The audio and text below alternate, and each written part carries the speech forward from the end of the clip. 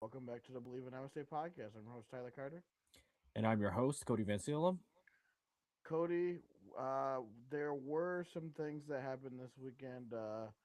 One thing I want to talk about is a huge commitment that they got that Iowa State has. Yep. So, offensive lineman Will Sledge has recommitted to the Iowa State Cyclones under Jimmy Rogers. Sox fans may have been familiar with this name as he was originally committed with that uh, amazing commitment video of him basically like in the middle of the RV lot. So he had originally committed under Matt Campbell, but once Campbell left for Penn State, Will Slagle reopened his commitment. Like he reopened his like commitment and whatever.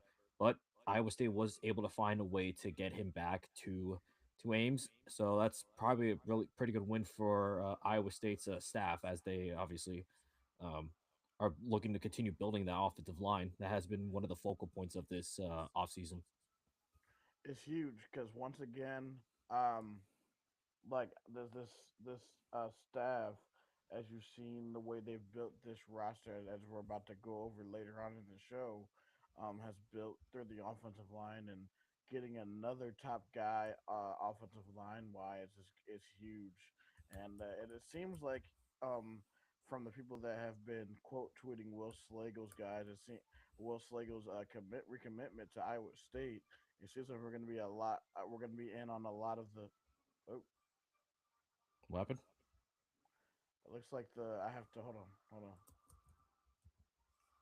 on. Um, Okay, so yeah, I guess yeah, the Will Slagle thing. While it's take care of you, Will Slagle's father has obviously been pretty active on Twitter, and essentially from that, it seems that we're probably going to get a lot more good things that come out of this staff overall. But yeah, um, football has continuously like been kind of a building type of deal, and we're gonna get a pretty good preview of that come on Saturday because it's kind of Saturday is the spring showcase.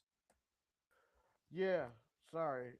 There was a sorry technical difficulties. Sorry about that, guys. No, I was just saying. What I was saying before is that with the um recommitment of Will Slagle, a lot of the top 2028 talent we are probably going to be in on. Hmm. And we already have a commitment from Isaiah Hanson, a four-star running back from Newton, Iowa. So the 2027 class is coming along great. I know in the future, me and Eric are going to be doing a show where we break down that class and maybe see who could contribute in this upcoming class. But yeah, man, I wanted to talk about um, another thing that has been circling around in college football is we got to talk about these about Iowa and them being having to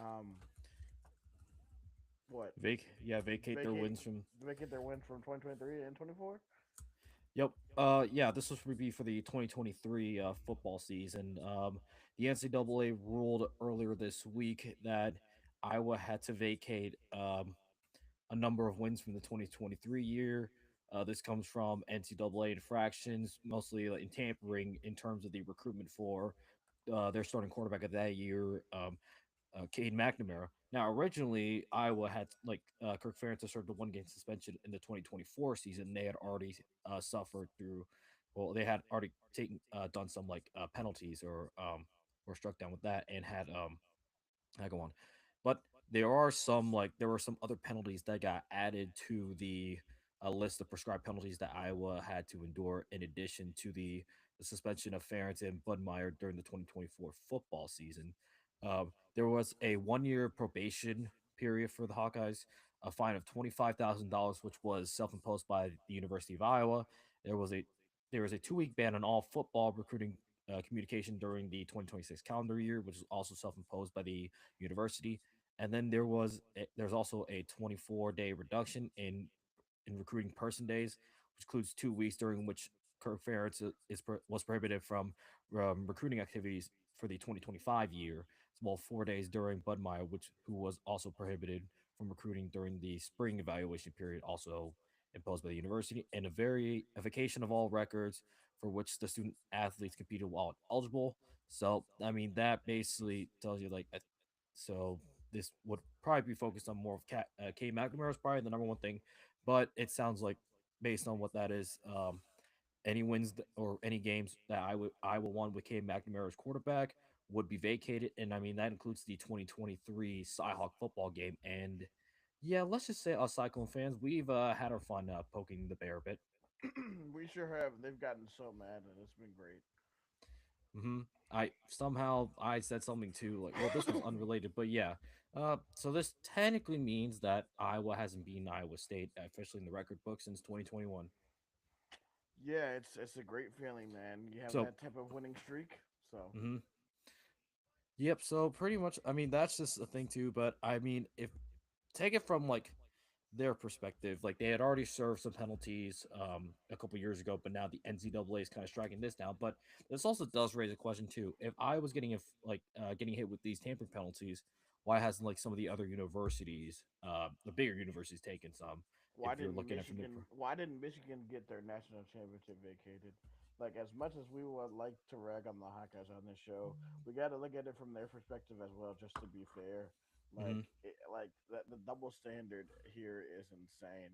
Like you clearly saw a guy on the sidelines that obviously that's alleged, or if you know obviously alleged, but like still with those type of like allegations, and then they did a full. I guess that and then you also, and in people got addition to like all the cheating stuff, you I mean with the sign stealing, you also had to show more deal. man, yeah, So I'm surprised they didn't get punished like the way you would think they would. But I mean, I guess that's kind of the benefit of being like one of like in those higher like in the like top of the top tier of college football. Now we're gonna always like Iowa State fans. We're always gonna go jab at each other, whether it's having not lost Iowa since 21 or Iowa fans claiming that, oh yeah, we're in a much better position because we're in the Big Ten. Yes, that is true, but also Iowa's not in that high elite tier, so they're in the tier. Like I would certainly, if I have to look at it, Iowa's in a better position than we are. I guess financially, if we want to go that route, but the finances that Iowa has is pennies compared to what schools like Ohio State or Michigan would have. yeah, or even Penn State. Yeah, but Penn State doesn't even have. They can't even match Ohio State and Michigan in that regard too. Yeah, because they don't have the. I mean, like Penn State's a good school, but they don't have like a medical school and law school like Michigan, and then Yeah. they don't have a medical school like Ohio State does. So like, hmm Yeah. So I what makes mean, the difference? there's always going to be levels to this. Oh yeah, But I mean, overall, this whole thing is just like this is where it's kind of ridiculous. Like the NCAA, it's been ridiculous. I think it's just the inconsistencies across the board for schools. no, definitely, man. Like the inconsistency is uncanny. Like honestly, hmm I mean, that's pretty much like, but like that's pretty much like I think that's enough Iowa talk. I am looking into like so the women's basketball team. They have actually been able like they've been on the recruiting path. They recently added Loyola Illinois forward transfer Alex Ambasette. She has committed to Iowa hmm State. This was reported by Talia Goodman on three. This was earlier today. So she's a 6'2" power forward. So she's currently a freshman. So just the women's basketball team just continuing to kind of rebuild their roster, and I believe that now makes it 7 players for the roster. yeah. It like we said, it was slowly coming along, and now it seems like the roster is almost fully built. We're gonna have to see how this offseason goes, and the offseason workout programs goes for women's basketball. hmm Oh, I mean, there's really uh not too much else going on. I would say like there's I mean, oh, I just thought of this too. Did you hear about? So I think you probably saw this too, but there's been a bit of an overhaul within Iowa State athletics. Um, it was Friday, so the other day, Cyclone Wrestling announced there were a few major announcements regarding the wrestling program. Number one, Brett Metcalf will be taking over the head coaching position over Kevin Dresser after Kevin Dresser served 8 years as the men's wrestling head coach. Kevin Dresser will be moving into the director of wrestling role, which means Mhm. he's going to be overseeing the wrestling programs. I emphasize programs because on Friday they also announced the addition of women's wrestling to the Iowa State athletics rotation, and Ali St. John has been named the or the inaugural head coach of the women's wrestling team. This was something that I would imagine was only a matter of time, considering just how much Mhm. wrestling sports being heralded by here in the state of Iowa. And I know, obviously, Iowa fans are going to be like, "Oh, you're just copying us," but I'm like, this was something that was only a matter of time. Like women's wrestling Right. is going to grow, and why not add it here in the state of Iowa? So it's just one of those things. But I am kind of excited for that, and there was also the in the also the press conference announcement that the women's wrestling program will be taking over the facilities for the women's gymnastics team in Bayer Hall on the west side of campus. Yeah. And so this is probably a new direction, but one that was needed. But I mean, I'm pretty excited for this women's wrestling program. Yeah, I mean, like we talked about this when the whole Yeah, the gymnastics situation gymnastics happened. fiasco happened, and we're like, Mm-hmm. I said that I would want black football, but we knew that just um that women's wrestling would make a whole lot more sense. To be honest, mainly because wrestling is like a huge sport in Iowa, so very excited to see how this women's program comes along. Mm-hmm. So this is just kind of really like kind of make sure that Iowa State is like because still think Iowa State can be like a D1 like program. Like we're not gonna go like I don't think Iowa State's in a position like to really crater like all the way down to the FCS. And I No, no. but I think I mean we've seen obviously I think football Iowa State has been seen as like the number one brand like television wise. There's those been seeing those graphs. I think it was Heartland College Sports or wherever, but Iowa State is the number one like the number one most viewed team, or at least gets the highest ratings out of anybody in the Big 12, and that includes Texas Tech and BYU, who are in a way better position financially than us. Well, look, it really depends on the type of. And you're talking about just for football wise, or just Yeah. I was talking about at least for football. yeah. Like I mean, honestly, if you look at us last year, we played in a lot of entertaining games. Now, a lot of people will say what helped was winning in Ireland, but like you got to think about what 2 weeks later we had Big Noon, the Mm-hmm. Big Noon game, Iowa State. Mm-hmm. We played. A lot of people watched the Iowa State Cincinnati game. A lot of people watched Iowa State BYU, and people were there to watch us. Like even though Texas Tech, right now, yes, is the team that is the most money. They're not the biggest brand in the sport. There's like a lot of other teams that aren't near the top that are bigger brands than.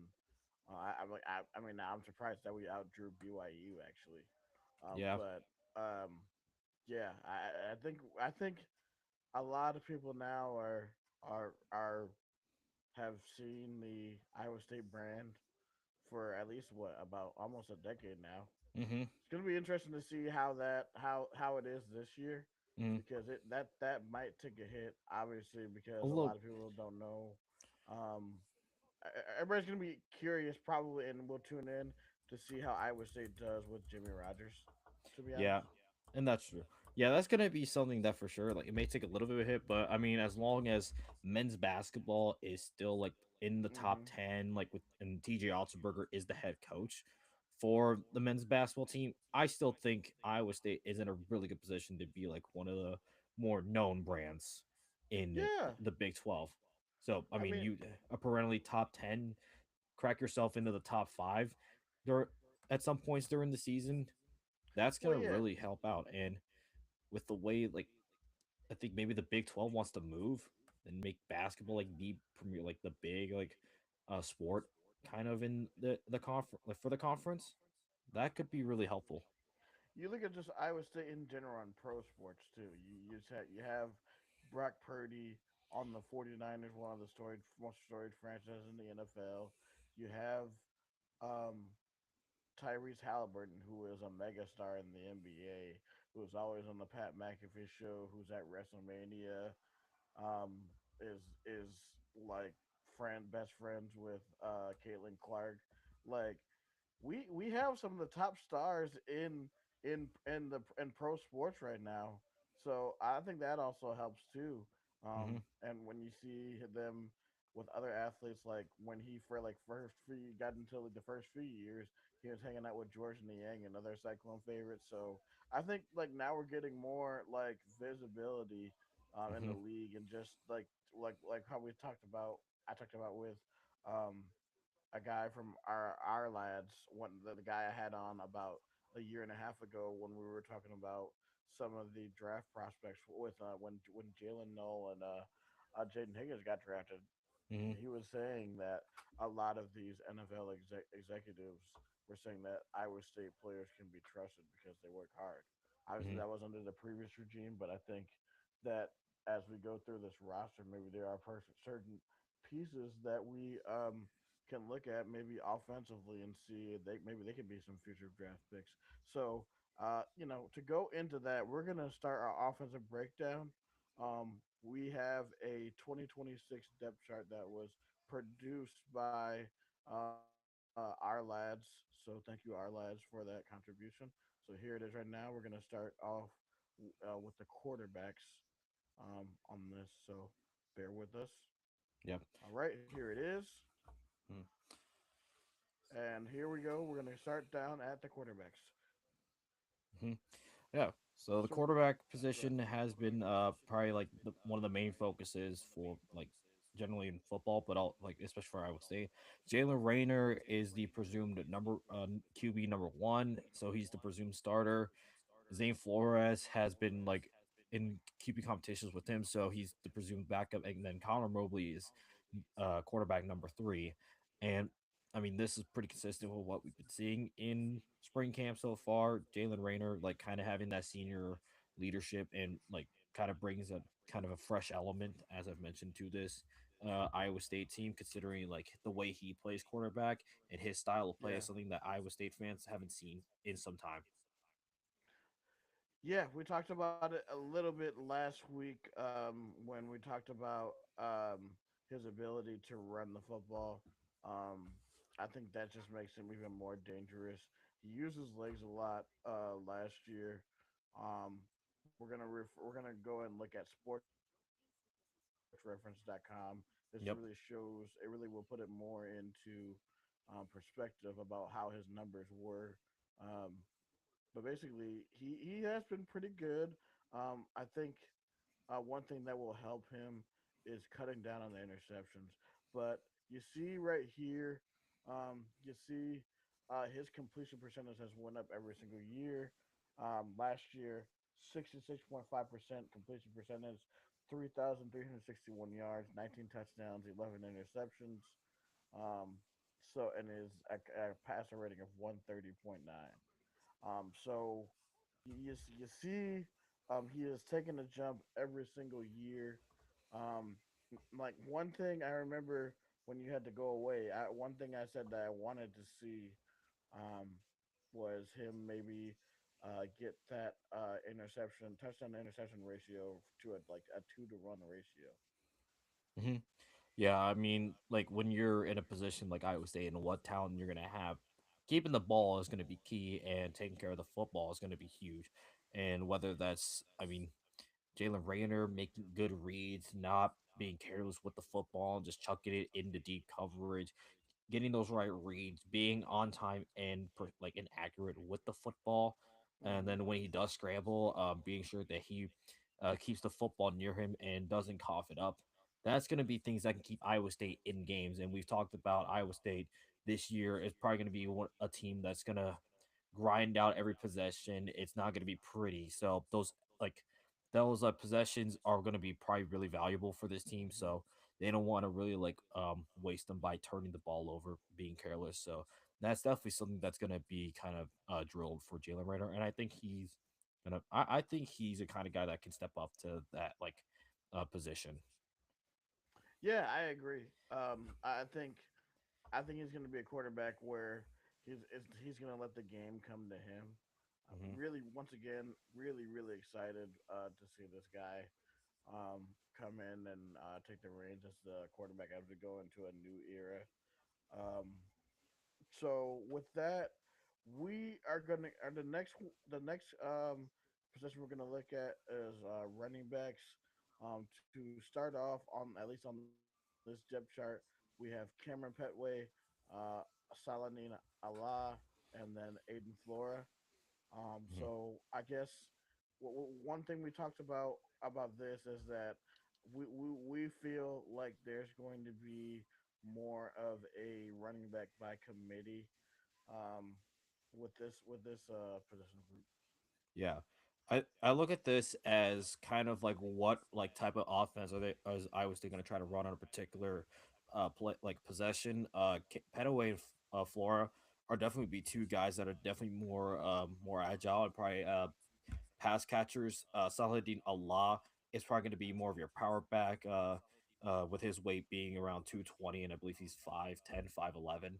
So he's going to be the guy that you probably put, like, if you want to really just Mm-hmm. run it down the middle and just go mano a mano and see who's the stronger unit is.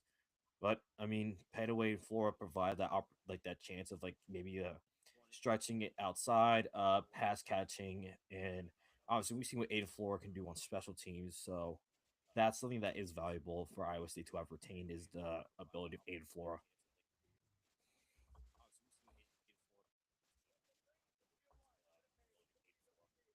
Well, and one thing that I'm really interested in, since they both have that return ability, I'm really Uh, I think we lost. Okay, so we kind of cut out, but yeah, the return ability is going to be huge. And with special teams, we kind of have the continuity with the special teams analyst that we have from last year. The name doesn't come to me from the top of my head, but promoting him all the way to special teams coordinator is huge. And obviously, that's been one of the knocks for Iowa State in the past years. And obviously, under the Campbell regime was the special teams, and I'll say this right now. I have been there. I have seen what bad specialties can be. I mean, do we have to go through the list of bad special teams, i.e., 2019 Cyhawk, 2025, 25 Cyhawk, etc., etc.? Um, so it's refreshing to hope. Like, I'm just hoping we can finally have a good enough special teams unit, and those returns certainly help. yeah, no, definitely for sure. Sorry about this guy's bad connection by me. But yeah, man, like both of those guys can really make a difference in the return game. And then Saladin Allah, obviously, I looked at some of his stats. He really hasn't had. This, I think this is a guy that this staff is really coming after, because one thing that they focused on is youth on this roster. There are a lot of young players that really didn't get a chance to play. So really excited to see what the possibility of this um, room can be. So Hmm. as we do that, we are going to move on to the next position. We're going to go and take a look at the tight ends. Um, there's a familiar face in the tight end room as Jalen Rayner is going to be playing with his college teammate Tyler Fortenberry. Hmm. Second on the Depth depth chart. chart, we have Christian Greenlaw, and then third we have Keaton Roscoe, who decided to just come back and stay and was the first commitment to Jimmy Hmm. Rogers. Yeah, I think I look at this like the tight ends. This is probably going to be like a lot of like 12 and 13 personnel. Yeah, And then, yeah, well, Ford and Barry, obviously having connection with Jalen Rayner, it's helpful. And I mean, also forgot to mention we brought in the offense coordinator too, if I'm not mistaken, or the QB's coach from Arkansas State. yeah, the So there's quarterback that. coach. Yeah, So there is still a sense of continuity in some way, shape, or form. So that's going to be useful. And maybe I look at this as like maybe this is a year where we just load up the line and see. We'll also have to see how the tight ends do in the weight room because that's a huge thing. And hmm obviously, we're gonna like definitely I would say it's gonna be missing kind of the talent and ability and the height of a Ben Bramer, a Gabe Burkle, who had some really good moments for Iowa State. So that's gonna be something that's gonna be missed. But I mean, it's fresh. But I mean, sometimes those changes are needed, and we'll see what happens with the tight ends. Yeah, we'll see what happens with tight ends, but like you said, I think they're going to be more of a blocking, or at least Greenlaw and Roscoe. I think Roscoe is going to be more of play more of the H back position, like Hmm. he did under Campbell. So Yeah. I look at him maybe to be in the backfield and maybe run those little like flare routes out of the backfield. So Hmm. Yep. okay, let's look at the right tackles. We have Masai King out of Akron. Awesome Barrett. The Barrett brothers continue as he transferred in from Indiana last year. Gavin Proudfoot the transfer and Gavin Proudfoot the transfer from Michigan State. It seems like Masai King is going to be the starter here. Um, so this guy is huge. I Bleav he's like 6'5", 310. So we have a lot of beef on this offensive line. It's going to be interesting to see, at least on Saturday, to see what this offensive Yeah. line could be. This has been a unit that I think this was the essential unit that Jimmy Rogers had built. I mean, he started building the offense from the offensive line and then expanding it to the quarterbacks, the running backs, the tight ends, and then finally the wide receivers. Yeah, I mean, we're gonna get that real quick, but yeah, you have Braden, and then we'll go through the right guards. Braden Smith out of Tarleton State, Colin Amick, I Bleav he was from Washington State, and Trevor Bendel. Then we have at starting center Gavin Broses from Michigan State, Caden Moss, I Bleav he was a D2 guy, DeAndre Carter, a guy that we talked about a lot from Auburn. With the came with the offensive line coach, um, Jake. I cannot remember his last name. Jake, The offensive line or coach, Jake Thornton. Jake Thornton. Jake Thornton. Yeah, Jake Yeah, yeah. Thornton. Um, And and then DeAndre Carter he was injured in his past, but looking to get a fresh start. And then Jake Taylor, left tackle, is arming the left tackle position. A transfer in from Oklahoma, Garrett mhm, Rutledge right behind him, and Gabriel Greenlee, the guy was a walk on, who mhm. has found himself in another three position. Yeah. So I hope for the yeah, sake of like ball knowledge, somebody wears a Jake Taylor Major League jersey. that'd be awesome. And then, well, I would speaking like of that. subtle and speaking of fun references, we got the wide receiver room. Cody Jackson is one of the wide receivers that is presumed to start, and then also have Carter Paps and Amari Hayes. So those three are looking to be the starting wide receivers. Yeah, so Cody Jackson is a guy who has pretty good size, 6 foot 175. Um, he transferred in from Tarleton State, so it's one of those guys who, at least from when I saw his tape, is pretty explosive. Hmm. Omari Hayes was a guy who we saw last year pop off um, again with that pretty good Tulane team. Um, and then you also see a guy who a lot of players have been saying that have been popping off at camp. So look, I can't wait to see him play. Ray Carter, Fortenberry's brother, um, at the X position. You have Evan Boyd, who is another big body receiver who I can't wait to see play. Carter Paps is a guy who I'm very interested in because there weren't that many offensive players that came with Jimmy Rogers from Washington State. He's one of the guys that came with. Really interested to see that. And then Dom Overby, obviously Hmm. a holdover from the Matt Campbell staff. He's been having a good camp so far as well. Um, Now I guess with the question I'm about to ask you for, I think we're gonna come up with a certain question for each position. I guess for what are you looking to see from we'll do it by each two positions. What are you looking to see from quarterback and running back, Cody? Obviously, I'm looking for really good synchronization. I think I could see a lot of kind of like pitch options, maybe like passes out of the backfield. So there's gonna probably be a lot more kind of like running maybe like towards the edges, and that's where you can get the tight ends like kind of like put establishing and pushing the line of scrimmage. That's maybe where I could see the quarterbacks and running backs thrive. Yeah, no, I'd like to see just at least anticipation from the QB and just running hard from the running backs. Good vision. Obviously, we're not going to see like a whole like full game, but we'll at least see them executing plays, and at least offensive line wise for me. I'll get your thoughts on this after I say mine.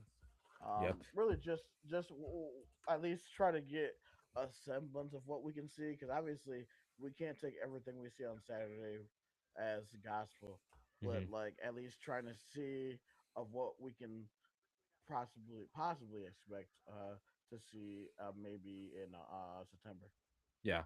Like the offensive line was the number one unit that Jimmy Rogers targeted, at least on the offensive side of the ball. So I'm expecting him to know like what he wants out of his offensive line. And I mean, controlled violence. And I mean, hearing from what I've seen like in the mic'd up videos, it's a refresher. And I really want to see kind of like, I know this has been a trope, especially under Matt Campbell. It's like, oh, the offensive line this is good this year. It's better than last year. And then it's been up, it's been down. So I'm hoping for a lot more consistency from this offensive line unit.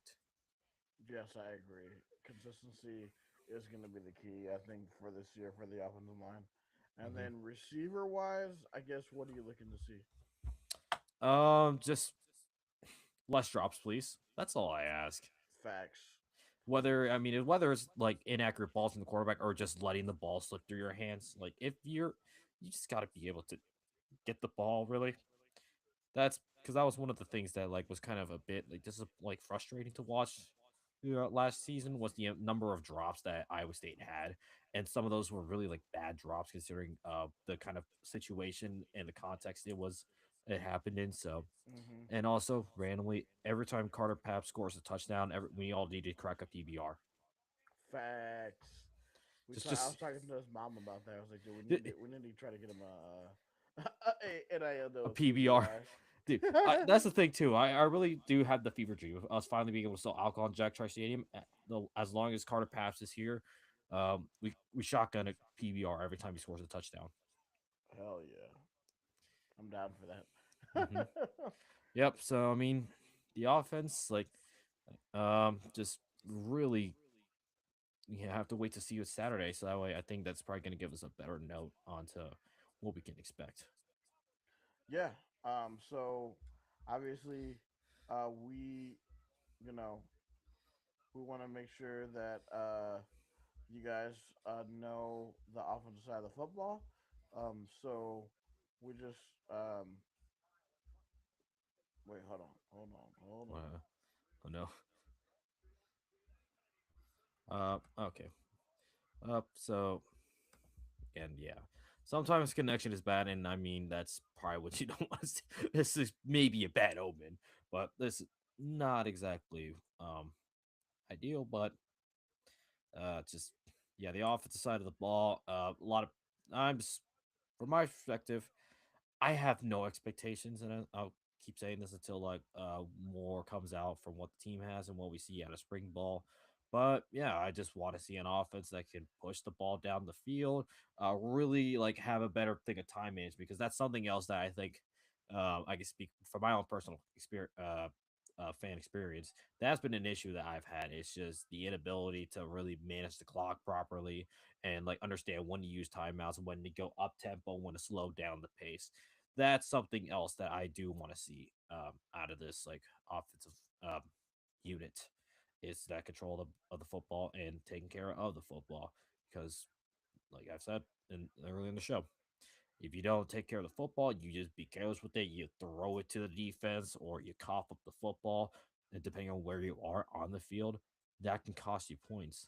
And in these, well, I'm presuming to be a lot of these close, like one score games, those extra possessions are going to be valuable. And if you give up too many of those, you're not going to win many football games. Yeah, like I said it. on Saturday. But I mean, I guess while we're waiting like this for all this, I have kind of just wanted to maybe just ramble on and just kind of give my like perspective on what I see. And I mean, as a graduating student from Iowa State, obviously I'm not gonna really have that same experience as many uh, students are gonna have that are gonna have this. I mean, I've spent all my years in college under Matt Campbell, so I don't know what that's gonna feel like, but I know for sure that's gonna be something that maybe gets some intrigue, and especially if Iowa State like can prove that they are competent and can go win because is looking a little bit ahead. That week 2 game at Kinnick Stadium against Iowa, that's gonna really help determine where this team is. Are they going to be actually competitive in the Big 12 and maybe gauge overall fan interest onto this team? Because if Iowa State goes out there and plays a goose egg against Iowa, then number one, you lose to your in-state rival. And the bragging rights are no longer yours. But also, what interest does your team have? Um, so that's going to be a real measuring stick for Iowa State. And uh, let's okay. Let's see. So, Zillwing, I have no clue, but that's just something that I had. What else I'd see for me, at least. I,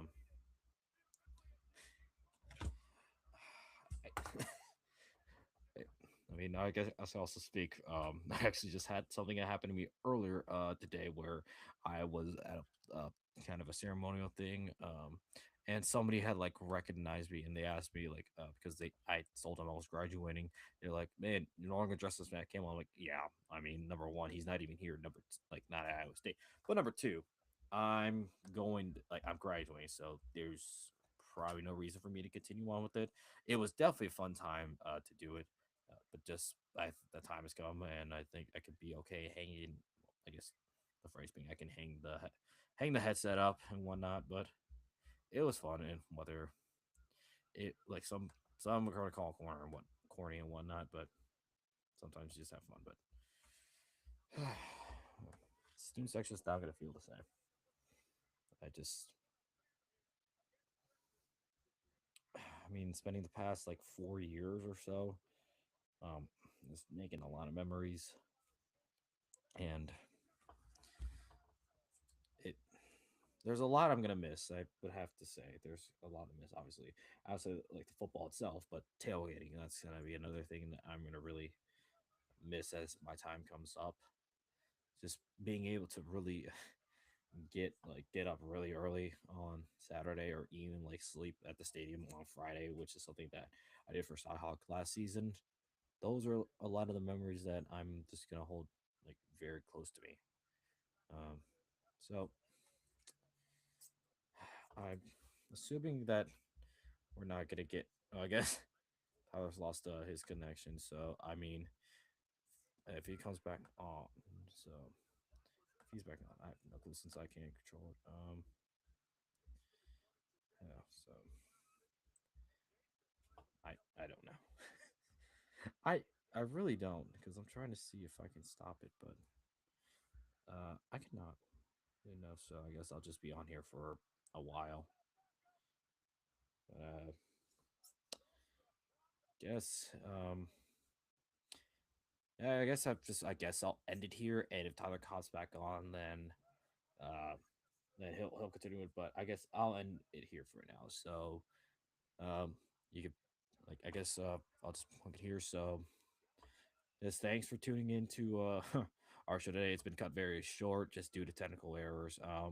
You could find Tyler Side Tie Guy 1992. His account, his main account, I think, Side Tie Guy is still suspended for whatever reason. You can find him there on Twitter. You can find me at TF Propaganda. I am going to be pushing the volleyball propaganda. I know we just got our asses handed to us against Nebraska, but I'm not surprised. But we also had some spring volleyball um, earlier in the weekend against Arkansas and Missouri, two teams out of the SEC. And I'm not too familiar, unfortunately, with those two SEC schools. But let's see. Yeah. So I'll have to go look at that. I haven't seen any updates yet. But volleyball, I'm pushing the agenda and we're winning the national championship. That's all I'm going to say. And also, I need to correct something that I mentioned earlier about the women's basketball team.